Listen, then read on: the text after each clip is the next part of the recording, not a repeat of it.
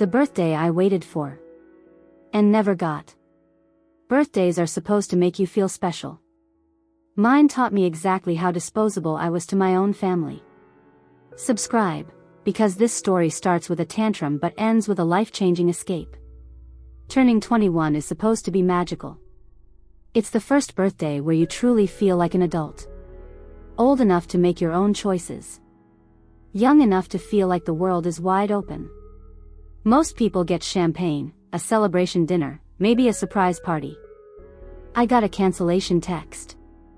And a screaming sister throwing a tantrum on the kitchen floor. But let me take you back to the beginning. The day before the disaster. My name is Ava. And the worst mistake I ever made was being born second. Because the firstborn in my family isn't just the favorite. She's the untouchable princess. My sister Olivia is everything my parents worship. Dramatic. Loud. Entitled. And catastrophically allergic to anyone else getting attention. Meanwhile I'm responsible. Quiet. Hardworking. And apparently, forgettable. For years, my parents catered to Olivia's every meltdown. Every impulsive decision. Every ridiculous demand. And when I say every, I mean. She once threw a tantrum because her iced latte wasn't cold enough. And my dad left work early to drive her a new one. So, yes. This is the person who ruined my 21st birthday. My birthday plan. I didn't want anything big. No giant party. No trip to Las Vegas. No expensive gifts. All I wanted was a simple dinner with my parents. A cake. A toast. A moment where I mattered. And for once, my parents agreed. They even made a reservation. At a rooftop restaurant downtown. They told me they were proud of me. For being responsible. For paying my own tuition. For working part-time while studying. For a moment. Just a moment. I felt hopeful. Maybe this time. This one time. My birthday would be about me. The tantrum starts. The morning of my birthday. I walked downstairs dressed beautifully. A soft blue dress. Hair styled perfectly.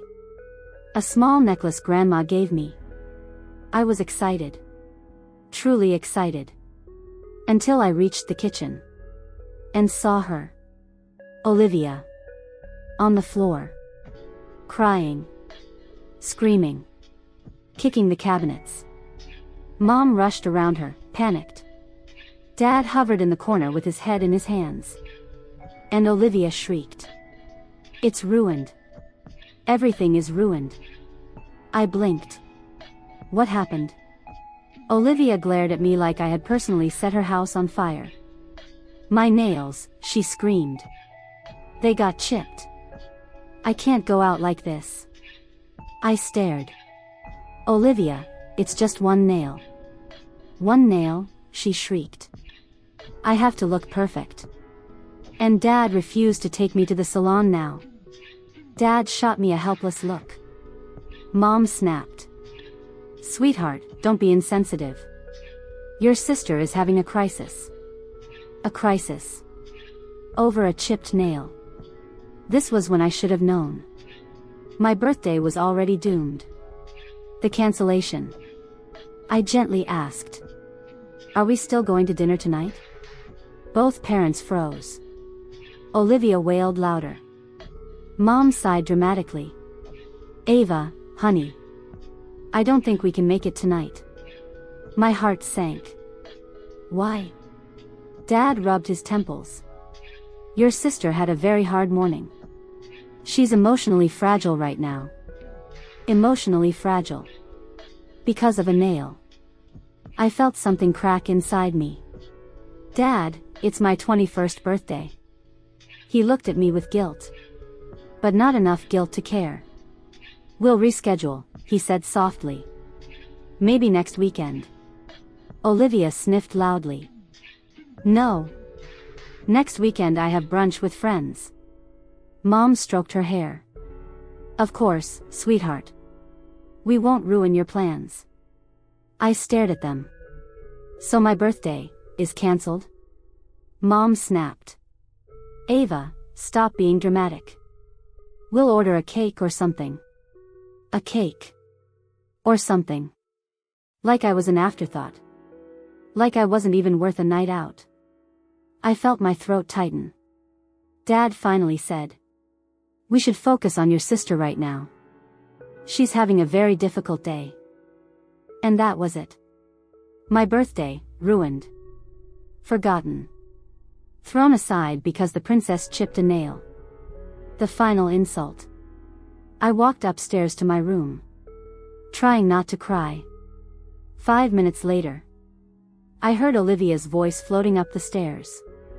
Ugh, thank God Ava's thing got cancelled. I needed today to be about me. And Mom's reply. Of course, sweetheart. It's always about you. That was the first time I felt a new kind of anger. Not the quiet anger I swallowed for years. Something sharper. Colder. Clearer. Like a flame that finally found oxygen. The Mercedes. Here's something my parents didn't know. For the past year, I had been working part-time at a high-end catering company. I had saved money. A lot of it. And last week, I bought myself a used Mercedes C-Class. White. Clean. Beautiful. My dream car. I hadn't told anyone yet. I wanted to surprise them at dinner. But now? Now there was no dinner. No celebration. No family. Just a chipped nail princess. And 2 parents who couldn't see me. Even if I stood on a spotlight. So I walked outside. And stared at my Mercedes. My freedom. My escape. My future. In that moment, I made a decision I didn't see coming. A voice inside me whispered. Leave. I opened the trunk. Threw in a suitcase. Grabbed my keys. And for the first time in my life, I didn't feel guilty. I felt powerful. The breaking point. I walked back inside one last time. Olivia was lying on the couch. Dramatic as always. Mom was hovering with tea and tissues. Dad was on the laptop searching for nail salons open late. None of them noticed me. Not a single one looked up. I cleared my throat. Nothing. I said. I'm leaving. Dad muttered without looking up. We'll celebrate later, honey. Mom didn't even turn around. Be safe, Ava. Olivia laughed. Don't be late. Dad needs the car after you. Dad finally looked up. Oh, Ava, take the Toyota. Olivia wants the Mercedes for her date tonight. I stared at him. At all of them. And something inside me snapped. Actually, I said quietly. I'm taking the Mercedes. Olivia sat up instantly.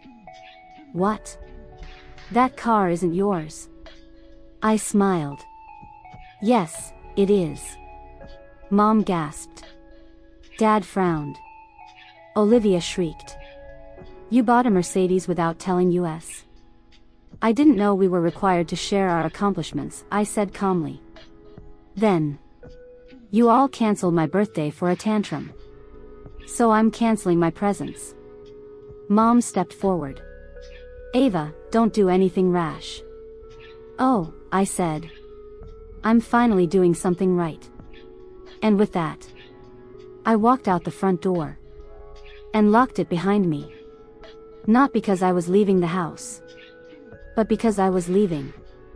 The version of me. Who waited for their love. The moment the engine started. I slid into the Mercedes. Leather seats. Sunroof open to the blue sky. The soft purr of the engine vibrating like freedom. I looked back at the house. At the closed door.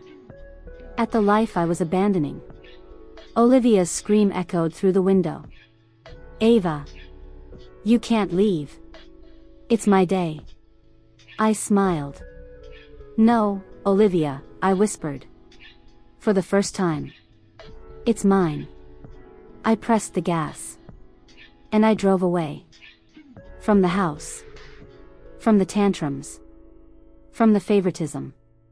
From the pain. And into a future. Where I would never again let them decide who mattered. Especially not on my birthday. The drive that she couldn't control. They expected me to come crawling back. They didn't know I'd drive away, and make a life they couldn't touch. The Mercedes ate up the quiet streets like a secret. It felt impossible and right all at once, white paint shimmering, dashboard lights warm, stereo humming a song I'd always loved but never blasted. As I pulled out of the driveway for the first time in my own life, my hands were steady. My stomach fluttered like a bird. I felt a million tiny things, guilt, exhilaration, shame, relief, stacked together until the only word that fit was, alive. Behind me, my family panicked in a way that made the edges of my vision sharpen. I drove 2 blocks, then 3, then 10. I passed the downtown skyline, the river, the neon of late-night diners, and the quiet rows of houses where I'd grown up. I felt the car swallow distance and leave things smaller and smaller until the house looked like a toy behind glass. When my phone buzzed, I didn't look. Should I have answered? My mother calling, hysterical? Olivia's text rant? Dad's silent number? No. The rules had changed. I turned the stereo up and let the music drown the noise of their expectation. The panic at home. Back at the house, chaos bloomed like a dark flower. Olivia cried. Mom screamed. Dad threatened to call the police. Aunt Marcia called to lecture me about responsibility and reputation. Cousins texted me asking what I was doing. My group chat blew up with accusations and manipulation attempts, passive-aggressive pleas, guilt-laden reminders about family, and messages that all read the same way, you owe us. My decision to drive off didn't humble them. It angered them. It threatened their version of control. I'd always been their quiet safety net, someone who'd step in and smooth things over so the family's image remained intact. By walking away, by taking the Mercedes and locking the door behind me, I broke their default. Dad called 3 times in a row. Mom left a voicemail, voice quivering. Ava, you can't do this. Come home. Please, baby, come home. We'll celebrate properly. We'll make it up to you. I listened to her speak and felt something not present before, detachment. Her words were the same ones she'd used for years when she needed me to be what she wanted. Not this time. I texted once, plain and cold. I won't be coming back tonight. The confirmation hit them like wind. That night, the neighbors heard shouting through the thin walls. Someone knocked on my childhood bedroom window, a cousin dragging out the drama for all to see. They couldn't accept that their story about me had ended. So they tried to write a new ending, loud, manipulative, and full of blame. My first night alone. I drove to a small boutique hotel I'd saved up for months to afford, tucked away near the river. It had pressed linen, an espresso machine in the lobby, and a view of lights blinking on the water like tiny promises. I checked in, dumped the suitcase on the bed, and sat on the balcony with the Mercedes keys twined in my fingers. For the first time, I let myself breathe. There was no one to rehearse for, no small person to soothe, no judgment drawing me inward. I called my best friend, Maya, who knew everything, the money I'd saved, the Mercedes, the nights I'd cried into a pillow. Maya squealed on the phone and then grew quiet. You did it, she said finally. I always knew you would. You scared? She asked. Terrified, I admitted. And not ashamed. She laughed softly. Good. Be terrified. That means you're real. We talked until my voice grew rough. I told her trivial things, how soft the bed was, how the city smelled at night, the way the Mercedes hugged the curve. Then we talked about bigger things, what I'd do tomorrow, the idea of getting my own apartment, how to tell the boss I might need a few days off. Maya was practical, fierce, and full of ideas. She suggested a plan for the next week: look at apartments, call a solicitor about registration for the car, and, in case my family tried to escalate, document everything. Record texts, she said. Keep receipts. Don't let them gaslight you into apologizing. I didn't sleep much that night, but it wasn't the ragged, hollow sleep of a frightened girl. It was the kind where you wake up still thinking of your own name, not someone else's. The first message that changed everything. On my second morning away, while I was drinking overpriced coffee and reading a travel blog on my phone, a new text popped up from an unknown number. No name. No picture. Just 3 words. Meet me tonight. Attached was an address I didn't recognize, a small cafe on the edge of town where the old bookstore used to be. The message was curt, almost clinical, with no emoticons, no pleading. I stared at it, pulse steady. Someone had found me. Was it Mom? Olivia? Some relative hunting for drama? Then another text arrived from a different unknown number, a photo. A white envelope on a kitchen table, my name written across the top in my grandmother's looping handwriting. Beneath it, a note typed out. If you want to know why they chose her before you, call tonight. Come alone. My stomach dropped like a stone hitting glass. The handwriting, and the envelope, looked exactly like Grandma's. But Grandma wouldn't send a text from an unknown number. Grandma was careful. Grandma was private. Someone had taken a part of my grandmother's voice and used it to pull me into a secret. My fingers trembled. I thought of Grandma's kitchen, the way she used to keep envelopes tucked in the sugar jar for safekeeping. I thought of the last time I'd seen her, gentle, knowing, warning me of things that felt bigger than my years. Had Grandma left a breadcrumb for me? Had she suspected something and hidden a trail? Or was someone using Grandma's handwriting to lure me into a trap? Maya picked up the phone within minutes, voice hushed.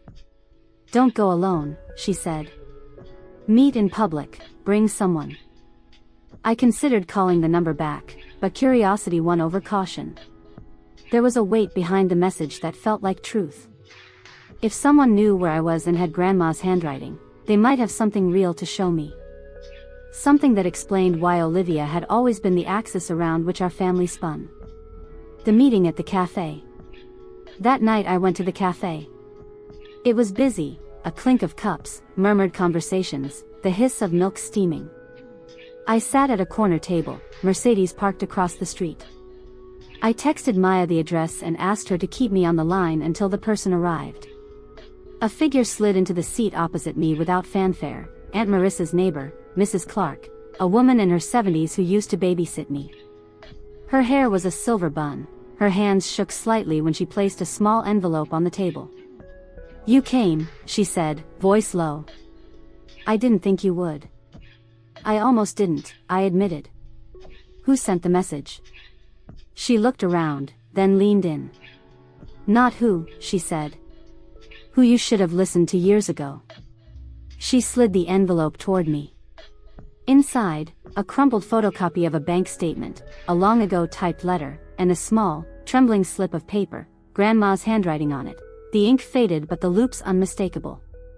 The letter was dated 5 years earlier. It read, in Grandma's precise script. If anything happens to me, Lily, look in the sugar jar in the old pantry. There's a file. It's for you. Don't trust the loud ones when they say they love you. Love is quiet. Remember. My chest tightened so hard I could barely breathe. How did you get this? I asked. Mrs. Clark's hands trembled. Grandma asked me to keep it safe. She said she was worried. She said if the family ever turned on you, you'd need proof. I brought it to the post office to mail, but, her voice broke, I was too afraid. I'm sorry I didn't come sooner. The photocopy was of a mortgage payment receipt, one my mother had paid to cover lavish vacations. The other letter detailed bills and receipts that didn't add up to my family's supposed income. It indicated misuse of credit and a whispered trail of money that led to expensive trips and gifts, things my parents claimed were normal generosity. I sat there, fingers numb, the cafe fizzing like a world away. Grandma had known. She'd hidden the file. She'd written in the sugar jar. She'd left me a breadcrumb, and someone, Mrs. Clark, had finally brought it. This was more than a birthday snub. This was the underside of years of being deliberately excluded. This was a map of why I'd been treated as if my life didn't matter. I felt the pieces click together with a cold, terrible clarity. The chipped nail tantrum, the Mexico trip, the silent invitations, they all pointed to the same pattern. They weren't protecting anyone. They were protecting an image. And the image required me to be quiet. Mrs. Clark placed her hand over mine. Grandma wanted you to have this, she whispered. She trusted you to decide what to do next. I thought of the Mercedes keys in my pocket, the hum of the engine tied to my independence. I thought of my mother's voicemail, the venom in Olivia's "It's my day" laugh. I thought of Grandma's sugar jar and the often ignored wisdom tucked between the sugar lumps. I looked at Mrs. Clark and said, slowly, deliberately, "I'm not going back to be their backup plan." She squeezed my hand. "Good," she said. "You never were. The file they never wanted me to find." Some families don't crumble. They rot from the inside. And hope the quiet one never notices. Mrs. Clark sat across from me in the warm cafe light, her hands trembling around her tea. The envelope between us felt heavier than the porcelain cups, heavier than the whole room. It was a key, one that had been hidden for years, buried under favoritism, tantrums, and silence. "Your grandmother was a smart woman," Mrs. Clark whispered. "She knew something was wrong. She knew they weren't treating you right. And she was scared the truth would disappear when she did." My throat tightened. Is she gone?" I asked quietly. Mrs. Clark nodded slowly. "She passed 2 months ago." I felt that like a punch. I hadn't been told. No one had called me. No one had invited me to the funeral. And suddenly, all those small exclusions, all the times they said, "Oh, we forgot to tell you," came together like steel teeth closing around my heart. Mrs. Clark saw the look on my face. "You weren't told, were you?" I swallowed the ache. "No." She shook her head sadly. "I'm so sorry, Ava." I looked down at the crumpled slip of paper with Grandma's handwriting, a message meant for me, a message she knew they'd hide if she gave it to them. "Don't trust the loud ones when they say they love you. Love is quiet. Remember." A tear fell onto the paper. I didn't bother wiping it away. It wasn't sadness. It was clarity. The file, what Grandma knew. Inside the envelope were several items. A photocopy of a bank withdrawal slip. A handwritten note from Grandma. A printed consolidation loan statement with my parents' names. A payment schedule for Olivia's acting school. A crumpled receipt from a luxury salon. A draft letter Grandma had tried to mail to me. I spread them out like puzzle pieces. Mrs. Clark leaned closer. "Your grandmother suspected money was being misused," she said quietly. "And that you were left out because they couldn't keep up the lie if you were around." I stared at the documents, heart racing. Document 1, the withdrawal slip. It showed $4,800 withdrawn from Grandma's account. But it wasn't Grandma's signature on the slip. It was my mother's. Forged or authorized, unclear. But the signature didn't match Grandma's shaky hand. My stomach tightened. They stole from Grandma too. Document 2, the acting school receipt. A 3-month intensive acting program for Olivia. Tuition, $3,100. Paid on the same day as the withdrawal from Grandma's account. Of course. Of course the princess got her little dream funded. While I paid my own tuition. Took loans. Worked shifts until midnight. Document 3, the loan. A debt consolidation loan taken out by my parents, 3 years ago. The balance was originally $34,000. Current, $54,000 due to penalties. Why? Because they kept borrowing to pay for Olivia's lifestyle. Clothes. Salon appointments. Concert tickets. Girls' trips. A birthday party that cost more than a laptop. It was all there in line items. They hid a financial disaster behind the facade of being a normal family. But they needed one thing to keep the house of cards standing. Someone quiet. Someone invisible. Someone manageable. Me. Document 4, Grandma's draft letter. My hands shook as I opened it. It was addressed to me. The handwriting was small but clear. Ava. I love you. I know you're treated differently. I know things you don't. Please don't think it's your fault. The truth is hard, but you deserve it. Your parents made decisions years ago, and Olivia. Let's just say she was expensive. They resent your independence. They need you more than they admit. If anything happens to me, don't let them drag you down with them. Love. Grandma. I pressed the paper to my chest, eyes burning. She knew. For years, she knew. And instead of turning bitter, she protected me the only way she could. By hiding the truth somewhere my family couldn't reach it. The real reason for my exclusion. Mrs. Clark touched the table gently. There was something else, she whispered. Something your grandmother told me privately. I looked up. She said that Olivia wasn't just the favorite. She was the investment. I frowned. What does that mean? Mrs. Clark sighed. Your parents believed Olivia would become rich one day, acting, modeling, something glamorous. They put money into her like she was a business venture. My jaw dropped. That's why, they pushed everything toward her, I whispered. She nodded. And because you were independent, working, studying, saving, they were afraid you'd stop being useful to them. They kept you small so you'd stay accessible. Accessible. Like I was an ATM. A spare tire. A tool. Mrs. Clark continued. They resented that you didn't need them. And they punished you for it. I felt my breath leave my body. 8 years of being left out. 8 years of forgotten birthdays, unreturned calls, missing invitations. It wasn't an accident. It wasn't laziness.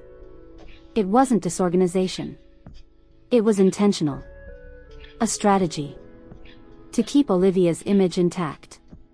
To make sure every resource went to her.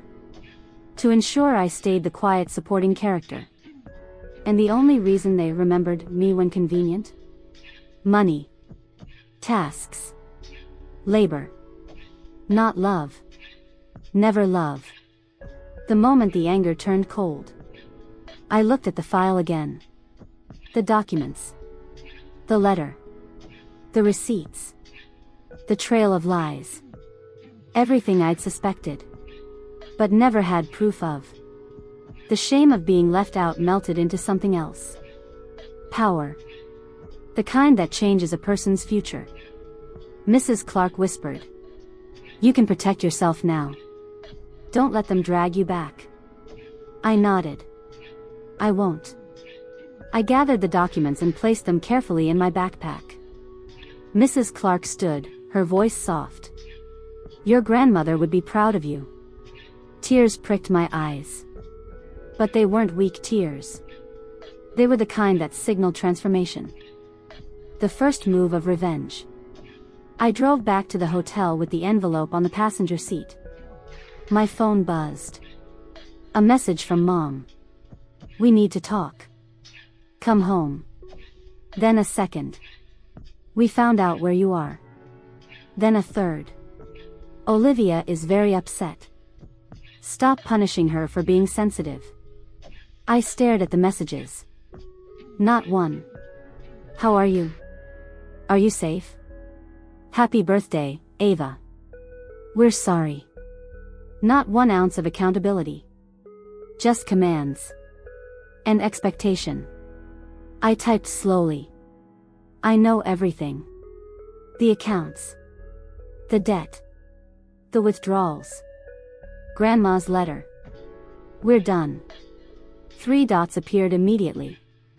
Then vanished. They were scrambling. Panicking. Because the quiet one finally got the truth. And once the quiet one speaks, people listen. This wasn't just my birthday anymore. This was the start of a war they didn't know how to fight. A war I wouldn't lose. Because Grandma had armed me with the truth. And the truth is sharper than any tantrum Olivia could ever throw. The day their house of lies collapsed. Some confrontations aren't fights. They're mirrors. And people hate you most when you finally reflect their truth back at them. I didn't go home that night. But the next morning, after hours of staring at Grandma's papers, reading her letter a dozen times, and replaying every childhood memory through a new lens, I realized something. I wasn't running anymore. I was deciding. And I needed to confront them, not to reconcile, but to reclaim everything they'd taken from me. My voice. My dignity. My right to the truth. I texted one person. Maya, I'm going to the house. If I don't reply in 45 minutes, call the police. She responded instantly. On it. I'm parked 2 blocks away. You're not facing them alone. That made me smile. The kind of smile my family had never cared to see. I grabbed the envelope with Grandma's documents, slung my bag over my shoulder, and drove the Mercedes straight to the place I once called home. The sun was too bright. The house looked too ordinary. Everything too calm for what was about to happen. The doorbell they didn't expect. I rang the doorbell once. Just once. Mom flung the door open in 5 seconds. Her eyes were puffy, her hair a mess, her robe twisted. She looked like she hadn't slept, probably because she'd been pacing all night, rehearsing lectures and guilt trips. The moment she saw me, relief washed over her face. Oh, thank God. Ava, honey, please come in. Let's talk. Her voice was sticky sweet, strained, rehearsed. Behind her, Dad peeked from the hallway, shoulders tight. He didn't speak, his silence was always his weapon. And then there was Olivia. Standing at the top of the stairs in a silk robe, looking down at me like a queen surveying her peasant. Ugh, she groaned, she brought the stupid car back. Mom shot her a warning look. I didn't. I stared straight at Olivia.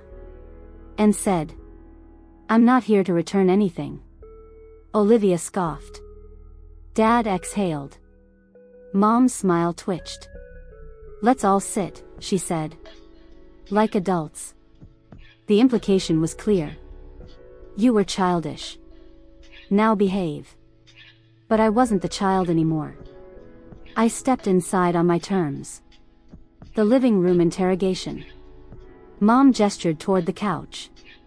I stood instead. Dad tried to break the ice. Ava, we just want to understand what's going on. You've been very emotional. I laughed. Laughed. Right in front of them. Emotional? I echoed. I found Grandma's letter. Mom froze. Dad blinked. Olivia tilted her head like a confused cat. What letter? She snapped. I opened my bag and pulled out the envelope. The change in Mom's face was immediate. Fear. A flicker of panic. Recognition. Dad swallowed. Olivia squinted. What is that? She demanded. Is that money? Is Grandma leaving her money? Mom, why didn't I get any money? Mom whispered sharply. Olivia, not now. But Olivia didn't stop. You always hide things from me, except when you need me to save the family's image. If Grandma left Ava money and not me, I swear. I cut her off. It's not money. It's the truth. I pulled out the photocopied withdrawal slip first. Mom looked like someone had slapped her. Dad leaned forward, squinting. "What's that?" he asked. "You tell me," I said, tossing the paper onto the coffee table. Mom reached for it with shaking fingers. Olivia stood at the top of the stairs, arms crossed. Mom whispered. I can explain." "Don't," I said. "I'm done listening to lies." I pulled out the acting program receipt. The salon bill. The debts. The loan statements. All of it.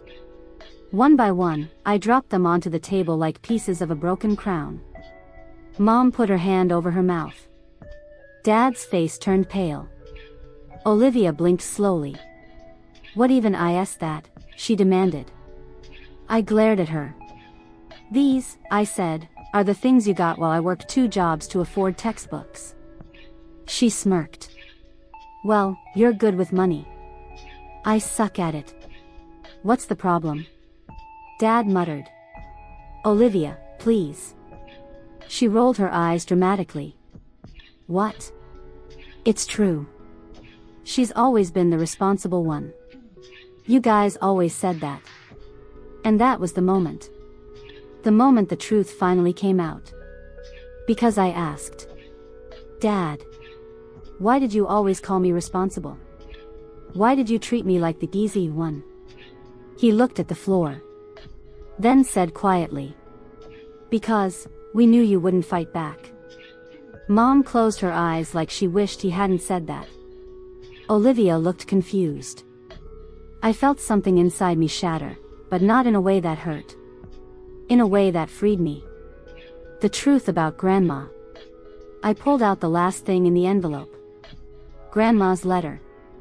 Mom reached for it like a child reaching for stolen candy. "Give me that." I held it away. "No." Dad's voice cracked. "Ava, you don't understand." I shook my head. "I understand perfectly." And I read Grandma's words out loud. Word for word. Mom broke. Her face crumpled. She sank into the couch. Silent tears. Her hands shaking over her mouth. Dad looked like someone had taken his spine. He slumped forward, elbows on his knees. Olivia scoffed. "This is stupid. Grandma was old. She wrote weird things." I looked at her. "You really don't get it, do you?" She rolled her eyes. "I get that you're being dramatic again." And that was when the last puzzle piece clicked. The tantrum. The favoritism. The endless coddling. Olivia wasn't just spoiled. Olivia was weaponized. A tool my parents used to funnel money, redirect blame, and justify every bad decision. She wasn't the favorite. She was the excuse. The revenge begins. Mom finally spoke, voice small. "Ava, we were doing our best." I stared at her. "No. You were doing your best for Olivia." Olivia scoffed. "Well duh." Dad winced. "Ava," he said softly, "what do you want from us?" I took a deep breath. Because this was the moment. The shift. The line that once crossed. Could never uncross. "I want the truth," I said. Dad looked confused. Mom panicked. "About what?" she whispered. I locked eyes with her. "Why did you cancel everything for her? Why was she the princess? Why was I the backup? Why was I never included? And why?" I asked slowly. "Didn't you tell me Grandma died?" Mom burst into tears. Dad ran a hand through his hair. Even Olivia looked stunned. "You didn't tell her?" Olivia shrieked. "Why not?" Mom whispered. "We didn't want you there." That was it. The truth. The final truth. "The funerals are expensive," she continued. "And we were behind on payments. And we knew you'd ask questions about finances if you went. Dad whispered. You're too observant. Olivia muttered. And honestly, you would have made it awkward. Awkward. The word echoed. I stared at all three of them. You didn't tell me my grandmother died, I said quietly. Because I might have discovered the lies you were hiding. No one spoke. Not a breath. Not a denial. Nothing. And that silence sealed the coffin of our relationship. The decision they never saw coming. Mom reached for me. Ava, sweetheart, please, we can fix this. I stepped back. No. You can't. Dad stood.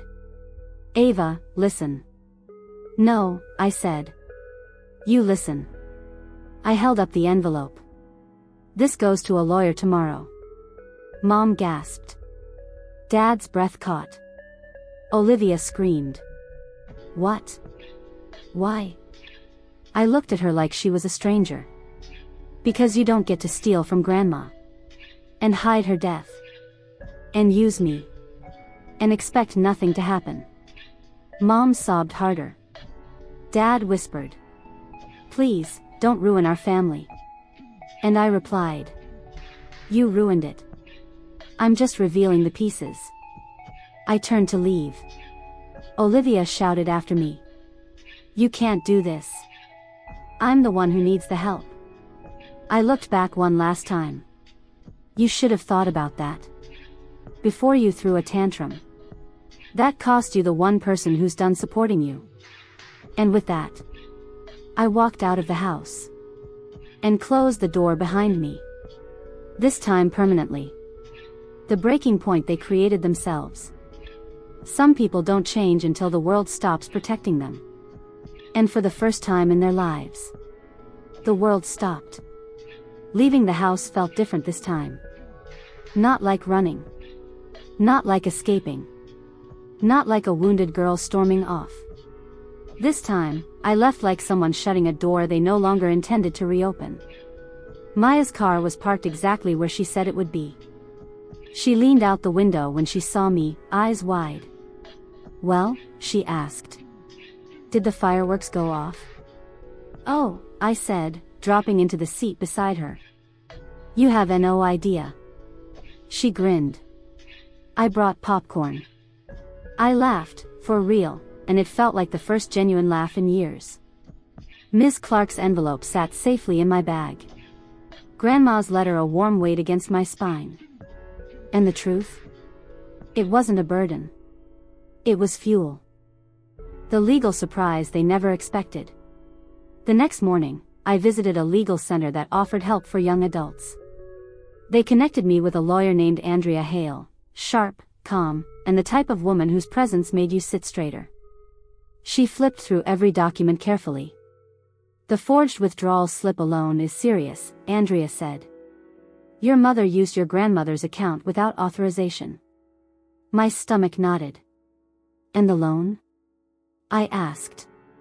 Andrea slid her glasses down slightly. That loan was taken out jointly but concealed from a co-beneficiary. That's fraud. And the acting program receipts? I asked. That, she said with a dark little smirk, is theft through familial manipulation. Not criminal, but absolutely relevant. I let out a shaky breath. Grandma's letter was her biggest concern. Your grandmother was trying to protect you, she said. And if she suspected financial exploitation, this becomes even stronger legally. I froze. Exploitation? Andrea nodded. Financial abuse is real. And common. Your documents show a pattern of using your independence to justify neglect and coercion. A chill ran down my spine. So, what do I do? I whispered. Andrea steepled her fingers. You have a decision, Ava. I braced myself. You can press charges. My breath caught. For the fraud? For the fraud, she confirmed. And for the concealment of your grandmother's passing, which prevented you from accessing your rightful inheritance. Inheritance. The word felt foreign. Had Grandma left something? Andrea closed the file folder. We need to obtain her will. A hot wave of confusion ran through me. My parents said she didn't leave anything. Andrea smirked gently. They also said your sister needed emotional support because she chipped a nail. I blinked. So you're saying? I'm saying, Andrea said, leaning in. We have to assume your family hid things. And we're going to find them. For the first time in weeks, maybe years, I felt protected. I felt seen. I felt legal power replacing emotional weakness. The family panic begins. That night, my father called. 10 times. Then my mother sent one long text. Ava, do not go to a lawyer. We can fix this as a family. Stop making this bigger than it is. Think of Olivia. She's devastated. She cried all day. Olivia also texted. OMG, stop. You're ruining everything. Stop telling lies about us. Come home. And then. Also, we need the car tomorrow. I stared at the messages. One after another. Manipulation. Guilt. Denial. Selfishness. Delusion. All of it was exactly what Grandma warned me about. I typed back only one message. I know everything. I'm done. Dad called again. I blocked him. Mom sent a paragraph. I muted her. Olivia sent 14 voice notes. I didn't listen to a single one. Olivia's meltdown hits the internet. 2 days later, Maya burst into the hotel room waving her phone. Oh my God, Ava. You need to see this right now. She shoved the screen toward me. There she was. Olivia. In her car. Live streaming. Mascara running. Hair a mess. Screaming into the camera. Everyone is turning against me, she wailed. My own sister is trying to destroy my life. All because I had one bad day. She stole the car. She's lying about my parents. She's making up delusions. The comments were brutal. Girl, you're 24 acting 12. So what did she actually do? Sounds like you're the problem. Cry harder, skull. Spoiled energy. Maya cackled. She looks like a reality star who just got voted out. But Olivia didn't stop. She sniffed loudly. She stole documents. My mom is having panic attacks. My dad is falling apart. She's evil. Then came the line that broke the internet. I deserve the Mercedes. She stole my life. Maya choked on her iced coffee. I stared blankly. Olivia kept spiraling. She ruined the family. She ruined my career. My agent said I look unstable. Someone commented. You did that yourself, sweetie. The meltdown lasted 15 minutes until she accidentally turned the camera sideways, panicked, and ended the stream. Maya sat back, eyes wide. Well, she said.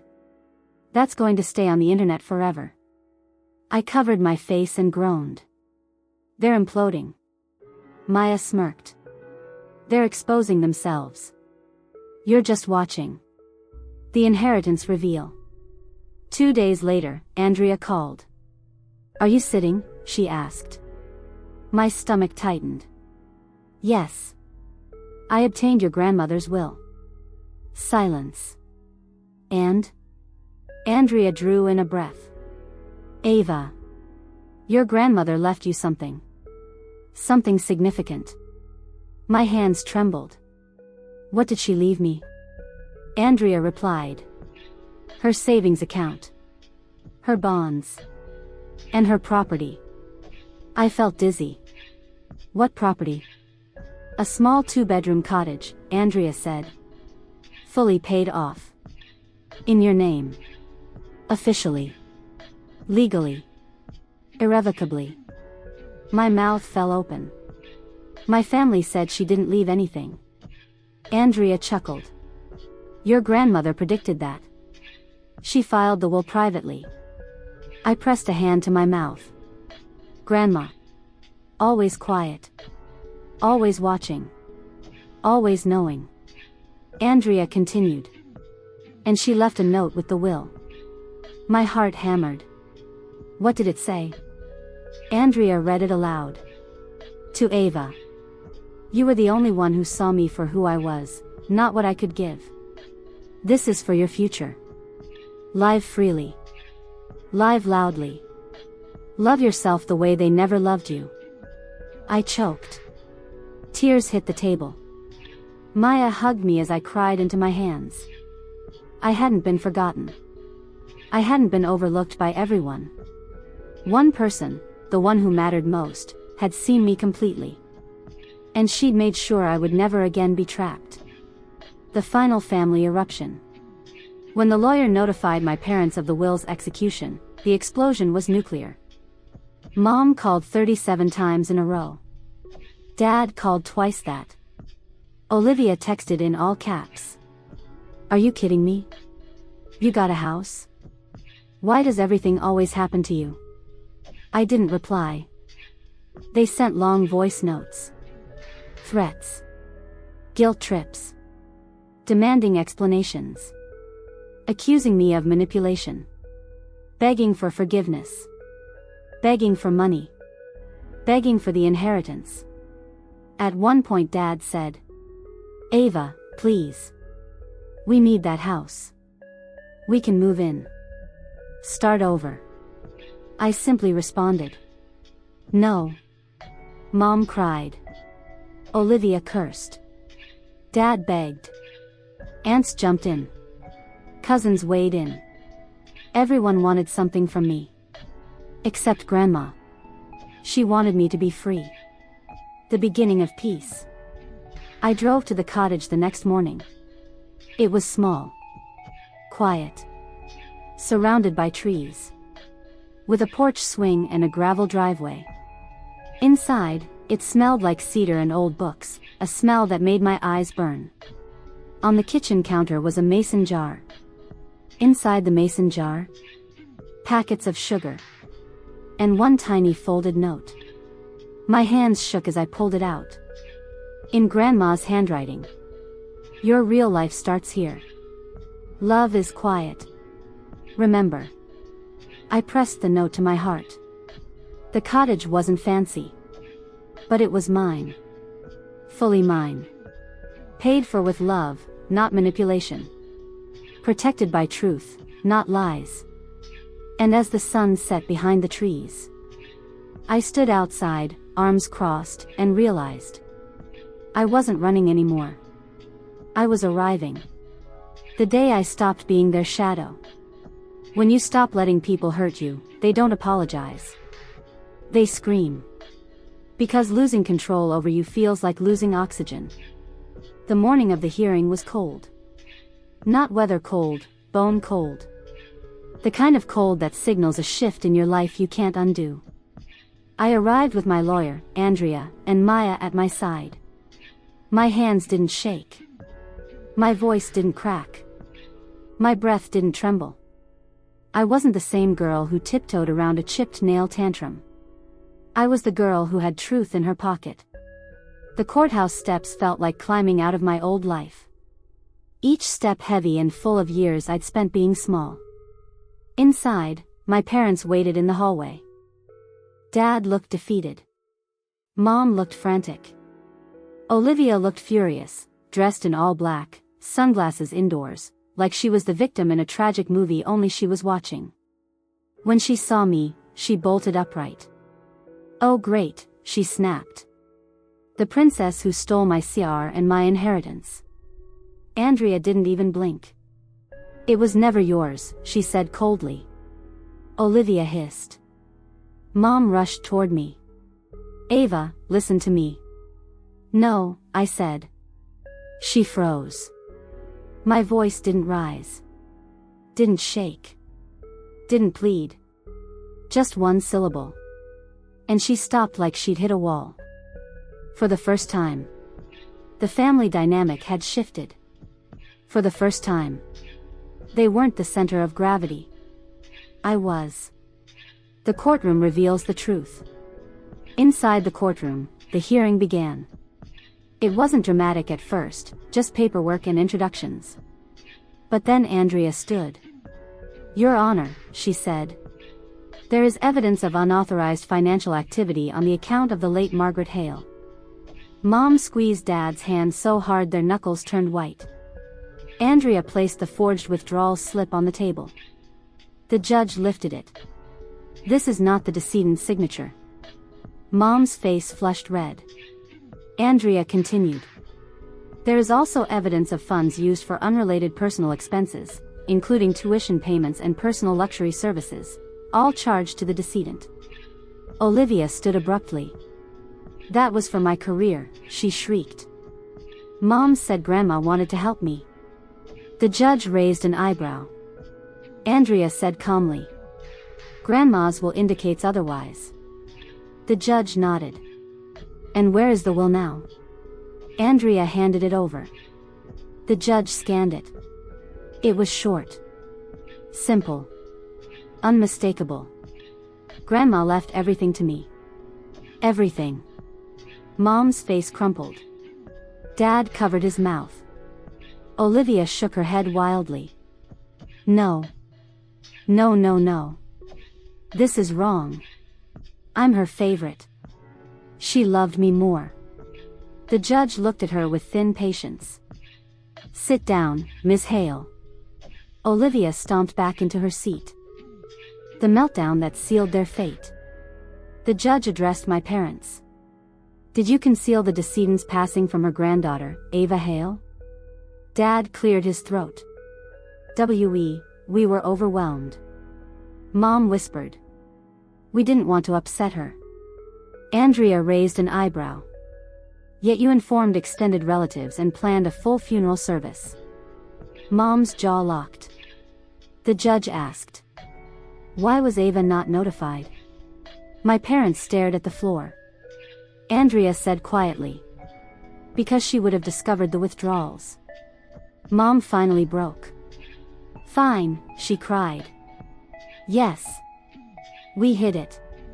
We didn't want her digging." Gasps echoed in the room. Olivia groaned loudly and muttered, "Oh my God, Mom, stop talking." Andrea stepped forward. "And did you ask for Ava's presence only when you realized she inherited the cottage?" Dad whispered, "Yes." "And did you try to pressure her to give it to you?" Mom sobbed. "We were desperate." Silence. Cold. Sharp. Final. The judge leaned back. "I have heard enough." The verdict. The judge turned to me. "Miss Hale, you are the rightful beneficiary of your grandmother's estate. This court acknowledges the emotional harm caused by the concealment of her passing and the financial misconduct that followed." Then, to my parents. "You are prohibited from contacting the beneficiary regarding the estate. All attempts to coerce, manipulate, or harass her will be considered a violation of court order." Mom's face drained. Dad rubbed his forehead. Olivia stood so fast her chair fell. She pointed a shaking finger at me. "You're destroying this family." I looked at her calmly. "You destroyed it by believing you were the only one who mattered." She lunged toward me, but Dad caught her arm. "Stop it," he shouted at her. "Just stop." It was the first time in my life I ever heard him raise his voice at her. Olivia broke down sobbing.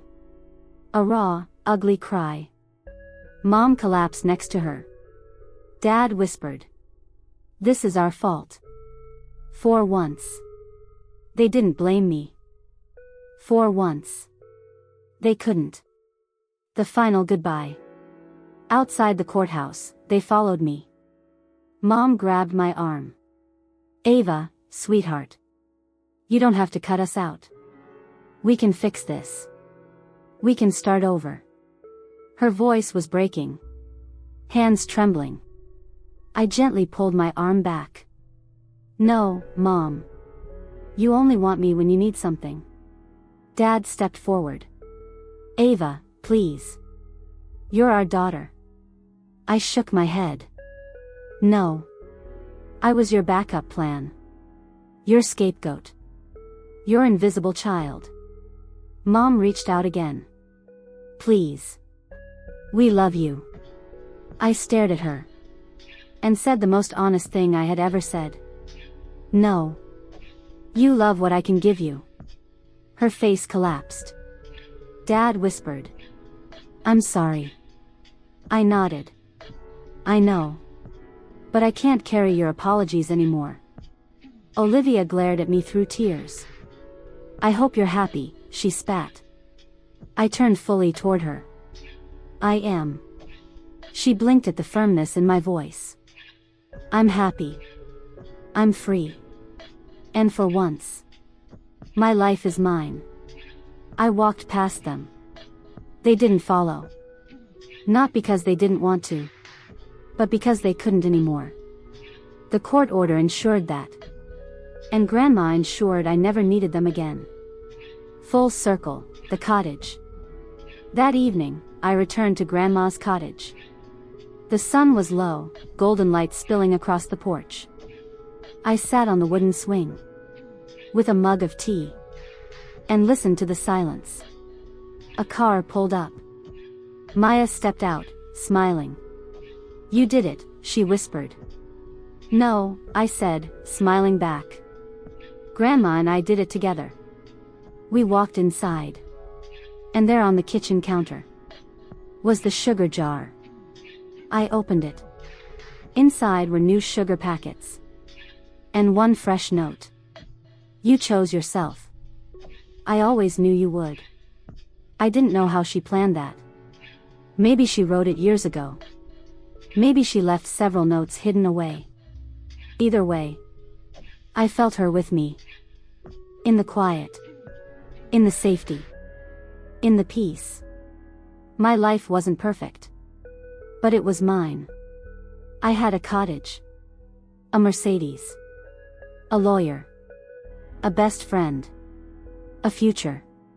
But most importantly, I had myself. And I wasn't giving myself up ever again.